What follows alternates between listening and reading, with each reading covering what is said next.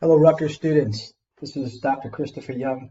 Today we're going to talk about noxious markets in one video, and I'm going to also provide you another video on the idea of a nudge. What today's lecture is mainly about is to understand and identify when we're working in a market that is perhaps immoral or unethical. I assigned to you some readings and some videos. The most important reading is an excerpt and a video by Dr. Deborah Satz at Stanford University, Department of Philosophy. Dr. Satz wrote a book called The Noxious Markets. I did not ask you to read from that entire book, but I give you a very basic understanding of what she's trying, or I gave you a very basic snippet of what she's trying to do. Before we get into Dr. Satz's taxonomy of what a moral market is or an immoral market, I also asked you to watch a video by Michael Sandel from Oxford University. His TED Talk mirrors his book in so many ways, and it really, the focus of it is about how far should the market go. And simply what Sandel's trying to say is that the market, as originally envisioned, is a tool to help us achieve greater levels of production and to align the goals of society together, buyers and sellers, etc. But what he says is occurring or has occurred is that we've become a place where the market drives almost everything, or everything is up for sale. Life is up for sale. And he gives us multiple examples of that. For instance, in the video, he talks about education as an example. I believe the sample he provides in the TED Talk is about the city of Chicago is paying young kids to read books. And, the general idea of the market is that if you pay them with an incentive or you give them a financial incentive, the person will engage in that incentive. And that is exactly what did occur in Chicago, is that students started to read more books.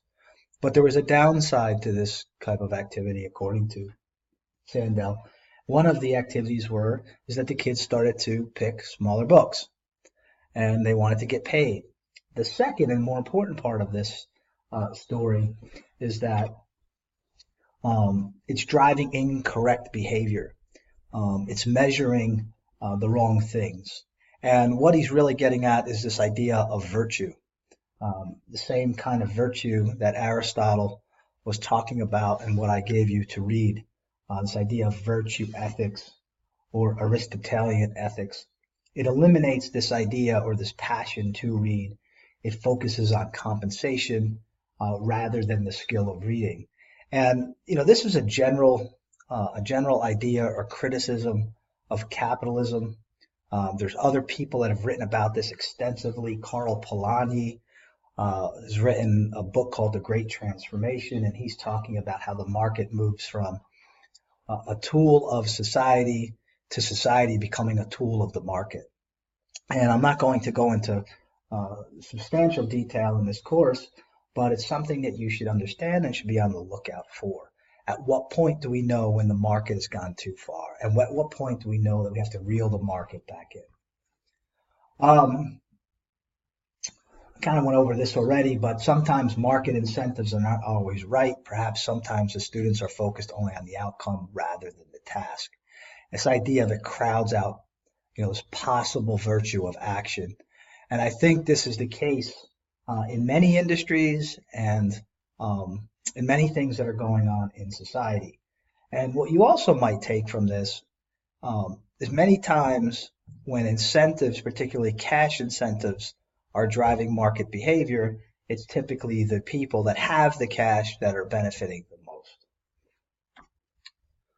All right, so now we get into Satz. When we put Sandel, I'm not saying we're going to put him to the side, but we take some of the ideas of Dr. Sandel and we combine it with Dr. Satz, we come to this, I think, a rather simple question, but very hard to answer. And, the question is, are all markets ethical? And obviously, the answer is going to be no.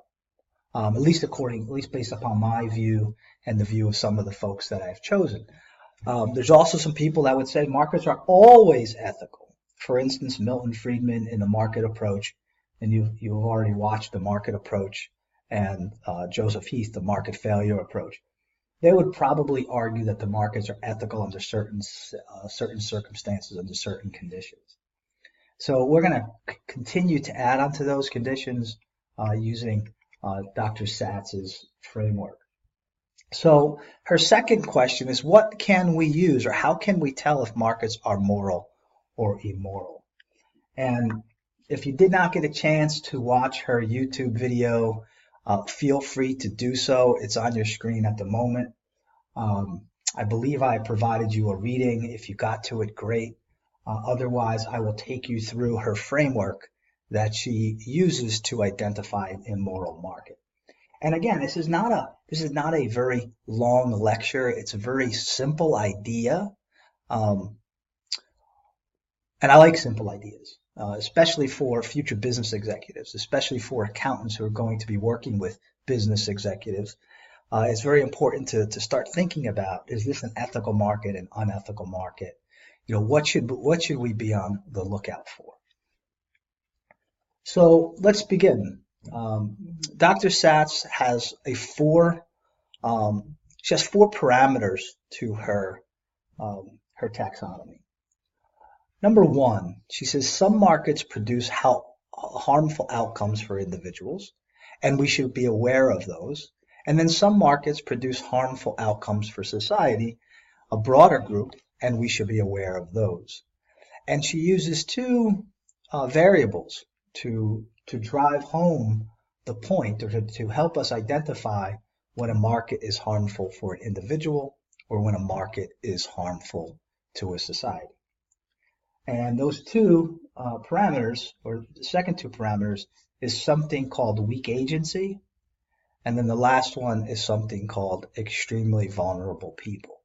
So what is she talking about with this idea of weak agency and extremely vulnerable people? We will get to that. So first and foremost, she uses multiple examples of how markets can be harmful for individuals. And the two of the many markets she talks about in her book is the grain market and the coffee markets. Now, for those of you that are not too familiar with, these markets, let me explain what happens here. The example she uses. Assume for a second there's a coffee grower.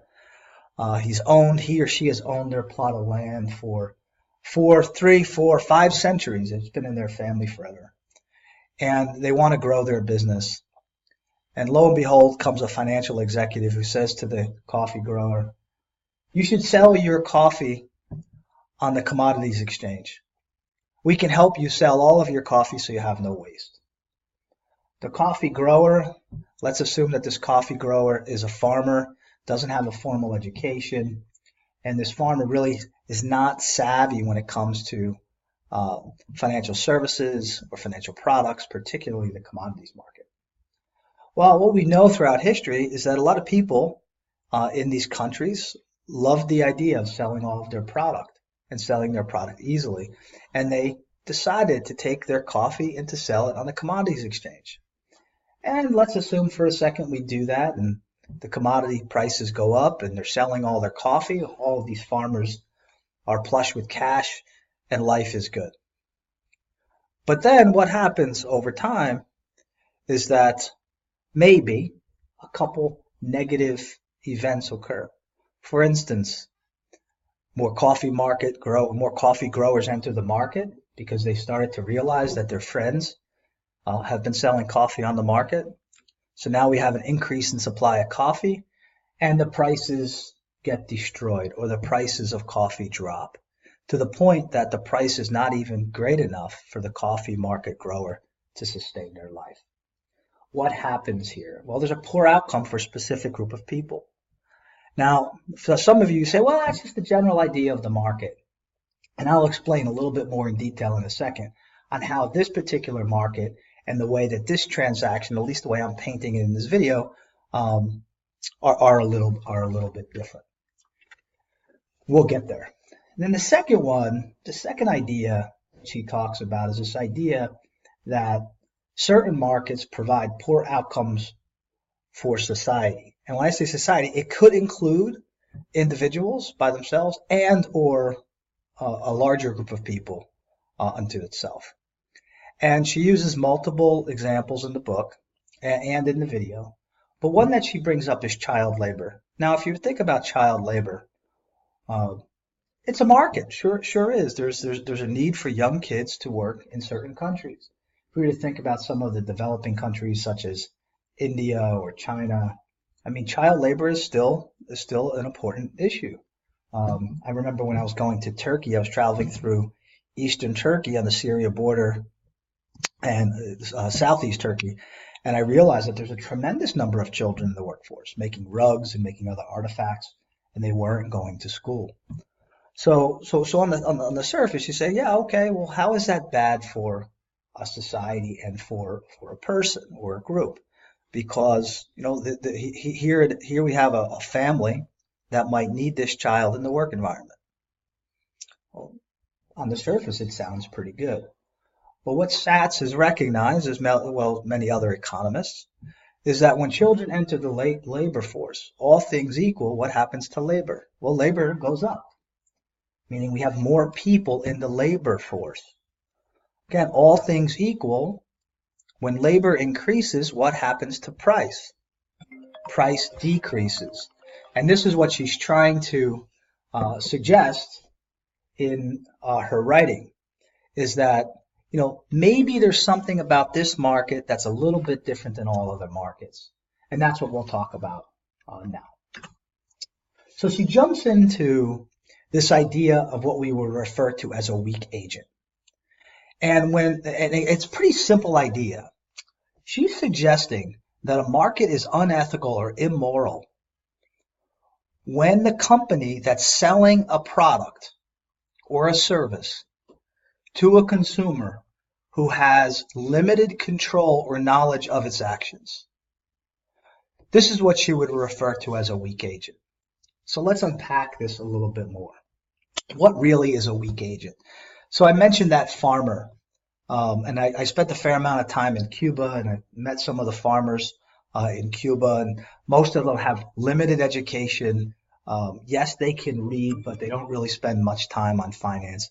I mean, use that type of person, that type of education, and assume for a second that you're trying to sell them this financial service, and you're trying to put that person up on the commodities exchange or help them sell their products to the commodities exchange. What you'll probably identify with is that that person might not have the knowledge necessary to make a great decision or even a good decision. That person, despite you giving them all of the information that you have available, might still not be able to understand all of the information. And this is the problem. She's saying that when you have limited control or you have limited knowledge of what it is that you're purchasing or the services that you are engaging in, it's probably an immoral market, meaning that the person that's actually selling you this service or this good has to ensure that you know everything and that you understand it. And the challenge here for business executive is that sometimes you have to choose not to sell something.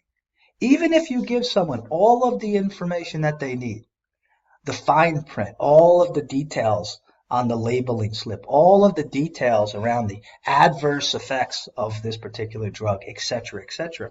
If a person's not going to pay attention to it, right, despite the fact that you've given them everything, are you in an immoral market?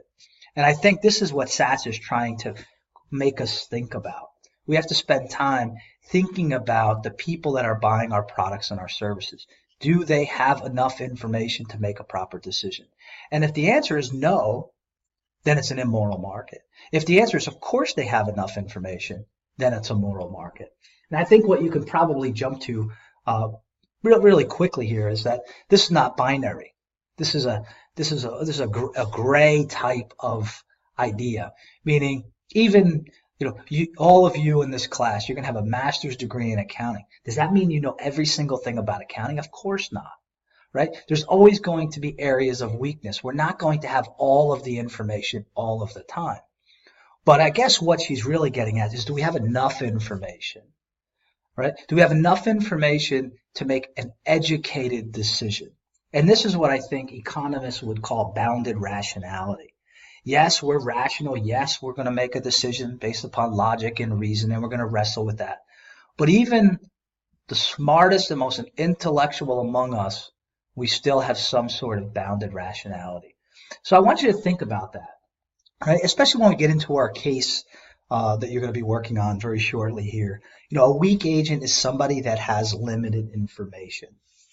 All right, what's her second component of the four parameters? It's what she would refer to as vulnerable people. When somebody, or you're selling something to somebody, and it's out of necessity to that person rather than out of exchange, the market is immoral. All right, so what does that mean? Well, the best way I could think about it, and if we were together in a class, we would have a good debate about this. But let's assume for a second I see somebody who is in the desert, and that person is dying, and I'm the only one that has water.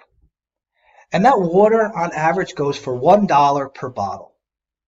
But here's a vulnerable person, and I know this person has maybe some wealth about them, or maybe not. And I tell them, if you want to have this bottle of water, because they're vulnerable, they're in such a desperate situation, I tell them that the bottle of water is $1,000.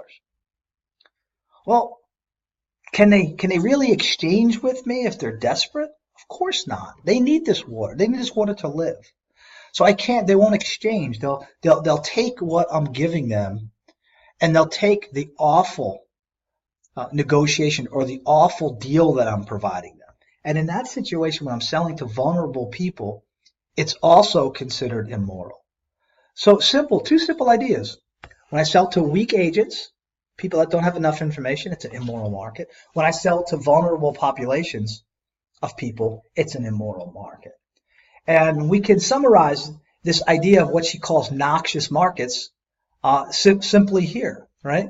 Which is a weak agency or inadequate information to the buyer about the nature or the consequence of a market can produce really poor outcomes for individuals.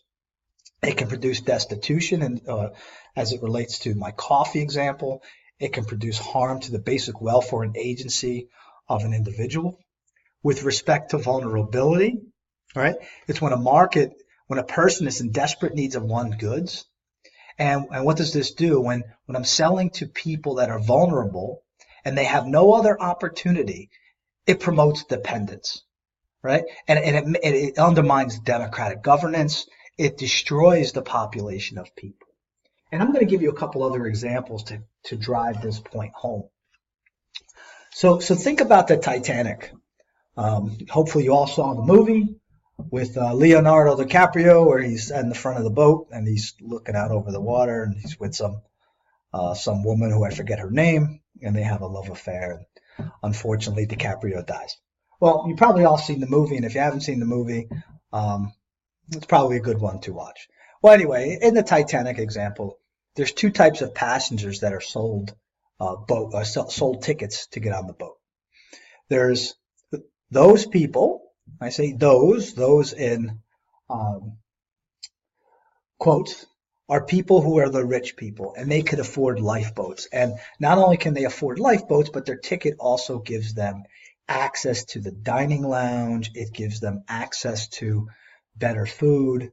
And then there's a group of people who can't afford lifeboats.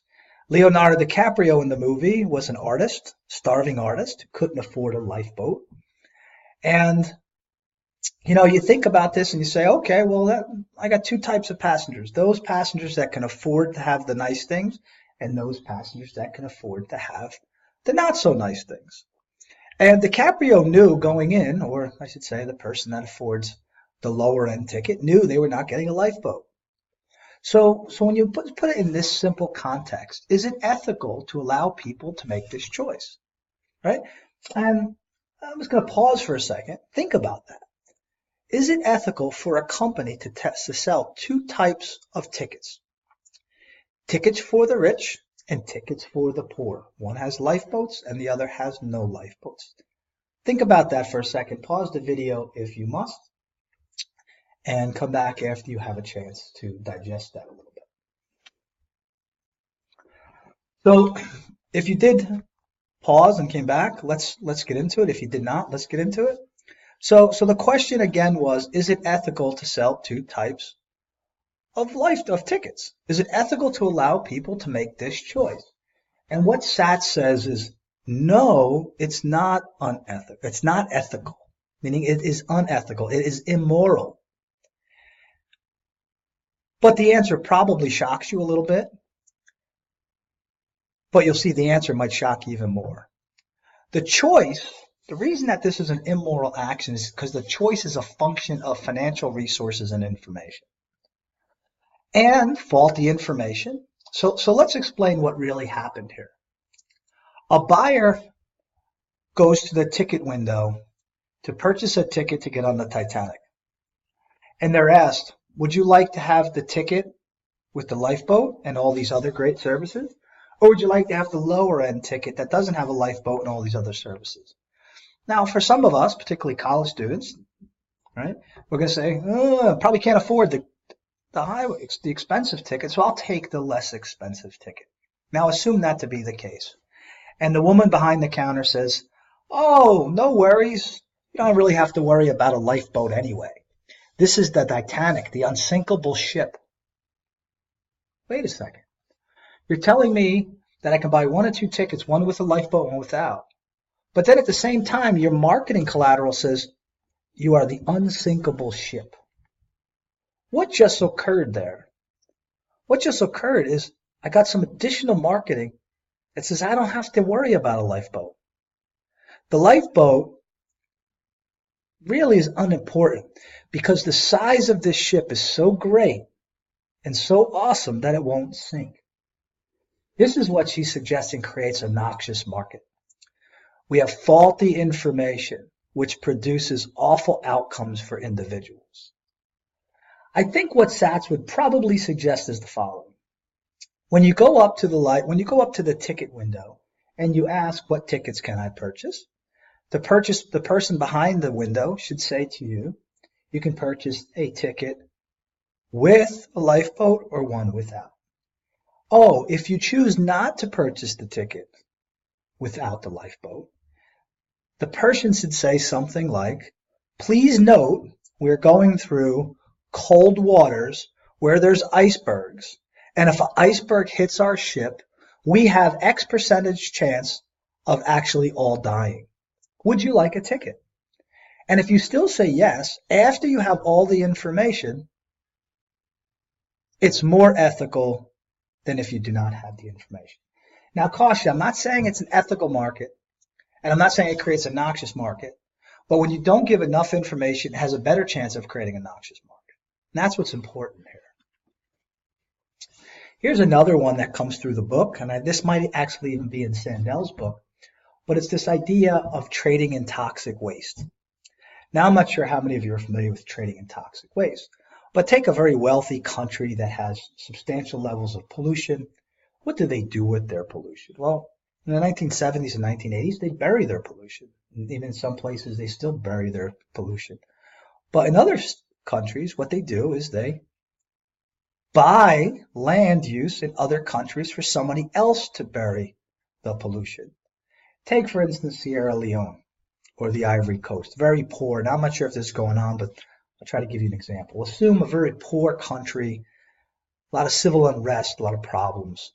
Now, assume a very rich country, such as the United States, comes to them and says, we'll sell you all of our garbage.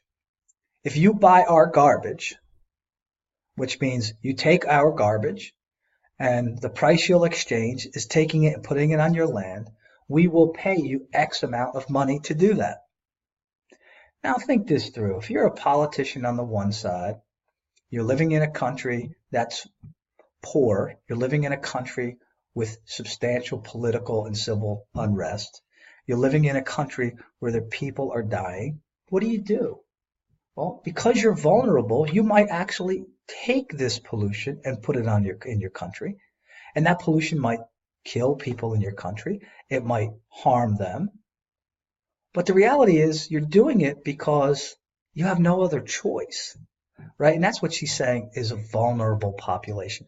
But what's interesting here too is she might also be suggesting is that you could be a weak agent, right? Maybe the person that's actually vulnerable and trying to negotiate doesn't have all the information necessary to say, yes, I'll take your garbage. What is the downside from doing that? They're not asking the proper questions. So when you think about it in this way, you know, trade in toxic waste can be both selling to a vulnerable population and selling to a population or individuals that are weak agents. Here we have a very poor outcome for society. So that's the general idea of what Deborah Satz is trying to suggest or is suggesting in her book on Noxious Markets. It's also part of what Michael Sandel is suggesting in his video, the TED video, as well as in his book. And so I leave you with this. Future business leaders, future accountants, you'll be working with C-level executives on a regular basis. You will be a trusted advisor to these companies. Now, what you have here, although a very simple idea, is you now have this little tool to identify or to start spotting when companies are immoral or when companies are doing things that are a little less ethical than what we might like. And I'll leave you with one other example. I was driving through a particular city. I don't want to give you the city most recently. And now I've spent some time in this city. I've actually spent some time in the payments industry. And in this particular city, which most of you from New Jersey know pretty well, and it's not our great city of Newark where you're in school. But if you drive down some of the major streets, you'll see check cashing businesses. Now, I'm not sure if you're familiar with check cashing businesses, but the way it works is you get a check. You're an individual worker. You get a check from your job, and you need to cash it.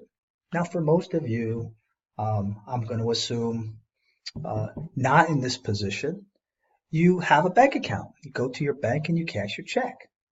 Well, some people, this might shock you, don't have bank accounts because they don't have enough money to pay the monthly fees, or for some other reason they don't have bank accounts. How do they cash their checks? The reality is, had it not been for this idea of a check cashing business, they wouldn't cash their checks. So they have no option to cash their check. So they're a little bit vulnerable. Well, what happened? Unfortunately, some negative players in the market or some negative actors, bad actors, came to the market and created these check cashing businesses where they charge exorbitant rates to cash a check. And what's also interesting is many times these checks are government issued checks, perhaps for Medicare or Medicaid or some type of other government payment. It's mostly to people in the lower income bracket that need these types of services. And these check cashing businesses, some charge north of 20%. So if you get $1,000 check, they might be taking $200 or more. Obviously, or I hope obviously, you're seeing here that this is a vulnerable population of people. And maybe, I'm not taking a position if it's ethical or not, but at least not on this video. But I think what you have to ask yourself, are these weak agents? You know, if you have $1,000 check to give up $200, well, that's enough to pay for your entire year's worth of fees for a checking account. Are you a weak agent? Do you not know exactly what to do, how to do it? And are you vulnerable? You have no ability to bargain if you don't have a checking account and yet you need the cash. So this produces a very poor outcome for society as well. That's just a couple examples I wanted you to know. I'm just about finished here with this one particular lecture at 30 minutes. So I hope you remember this one. I think it's a pretty easy one to remember. If you get a chance and you want to watch the video from Michael Sandel, I highly suggest you do. There's also some other videos out there with Dr. Deborah Satz. Anyway, good luck, and I'll see you in the next video.